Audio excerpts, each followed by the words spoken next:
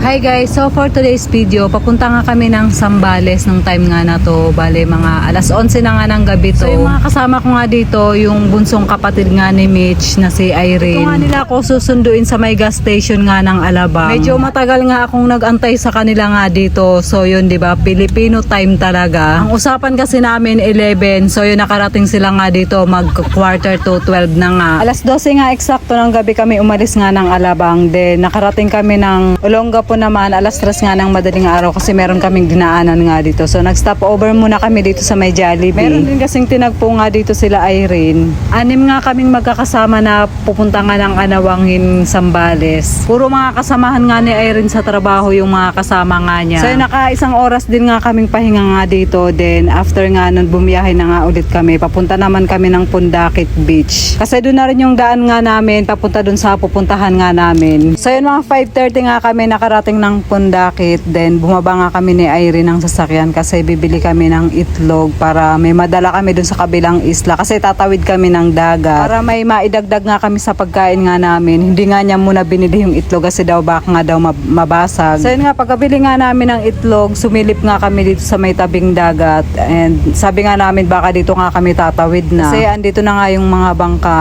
So yung pagbalik nga namin dito sa parking area, nagbababa na nga sila ng mga gamit nga namin kasi dumating na rin yung organizer na mag-a-assist nga sa amin. Around 900 pesos nga yung package nga na inabail nga namin. So yun, per head nga yun. So yung pinaka-inclusion nga niya, yung dito nga sa bangka, then may entrance fee, tapos meron pang trekking, then meron pa nga siyang kasamang tent. Nasa inclusion na rin nga nila yung pool. So yun lang din naman yung nabasa ko sa parang pinaka-package nga nila. Yung bangkero nga namin, medyo nagulat nga siya kasi nga ang dami nga naming dala.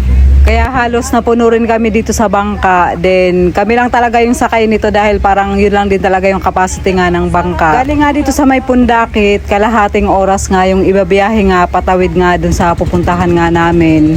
Sabi nga sa akin ni Merinel, dun nga sa pupuntahan nga namin, wala nga siyang kasignal-signal. Kaya ang ginawa ko, nung nandun pa lang kami sa parkingan, in-upload ko na yung mga dapat kong i-upload. So yun, in-schedule ko lang siya. Tapos nagbili na rin ako kay Gerald kung ano nga yung mga gagawin. Kasi siya yung iniwan ko nga sa shop nga namin. Then yung mga kausap ko nga guest na mag-check-in nga habang wala nga ako, binilin ko na rin siya sa kapatid ko kay Elena. Pati yung guest nga namin, kinausap ko rin kasi nga baka mag-chat sila at hindi nga ako mag-reply. Alam ko magwo-worry sila kaya talagang sinabi ko na rin sa kanila. At binigay ko rin yung Facebook nga ng kapatid ko. Medyo matagal din talaga yung biyahe nga patawid nga ng Anawangin Cove. Buti nga at maaga pa to kaya hindi pa kami nakakaramdam nga ng init at saka hindi nga siya maalon. Napakakalma nga lang nga ng tubig. So yung mga ganitong oras nga yung maganda nga mag-island hopping. So yung pagbaba nga namin, sobrang dami talaga ng gamit nga namin. So yun, nakailang drop din nga to kasi nga putol-putol din yung paglalakad nga namin. Nung chinek ko nga yung cellphone ko, pagdating ko pala nga dito sa Buhanginan, talagang wala na talagang signal.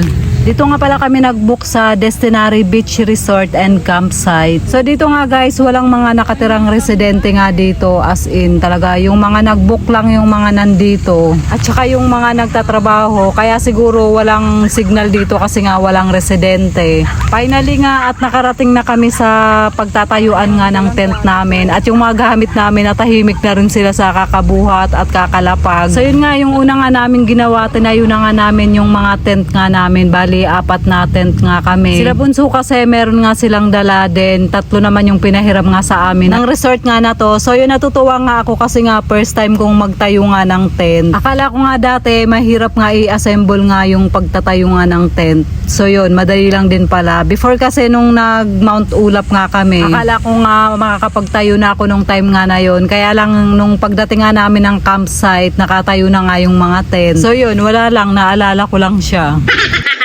Pagkatapos nga naming maitayo yung mga tent nga namin, nilabas na nga yung pagkain kasi may baon nga silang kanin na luto na din, adobong baboy. So itong mga oras nga na to, parang mga alas 9 pa lang to, sobrang aga nga namin. Pero parang feeling namin mga hapon na nga siya. Ganoon naman talaga kasi kapag wala kang hawak nga na cellphone, talagang sobrang tagal nga ng oras. Ako nga nagutom nga ako kaya medyo madami nga yung nakain ko. Pagkatapos nga namin kumain nga ng almusal, so yun para sa akin pang almusal na nga to, pero medyo tanghali na nga kaya pinagsama na, naging brunch na nga siya. May baon nga din silang ala kaya tinimpla na nga, pero ako lang nga yung uminom sa kanila, yung kasi yung mga kasama kong babae hindi naman sila uminom. So yun, hindi nga sila pala inom. So yan, puputunin ko muna guys yung ating video for today. Maraming salamat po sa inyong panonood. Mag-iingat po kayo palagi. God bless and babush!